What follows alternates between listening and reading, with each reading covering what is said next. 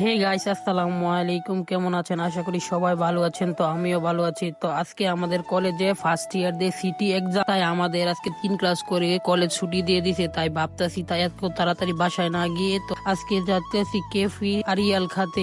এই রেস্টুরেন্টের ভিডিও আমি টিকটকের মাঝে দেখছিলাম এবং বন্ধুরা বলতেছে এই জায়গাটা নাকি অনেক সুন্দর। তো আইসা পড়লাম এখানে। আইসা দেখি মোটামুটি ভালোই। ভিতরে গিয়ে দেখি কি অবস্থা। ভিতরে গিয়ে দেখি সব কাপড়রা বসে আছে। তো গাইস, আমাদের তো আর কাপড় নাই, তাই আমরা বন্ধুরা মিলে গেলাম। তো অনেকক্ষণ বসে থাকার পরে এই মাসাতে এসে বললাম, তো নদীর ধারে মাসাতে বসে থাকা এই কি মজা। জয়, তামিম, আমি, নাফিস মিলে চলে আসলাম।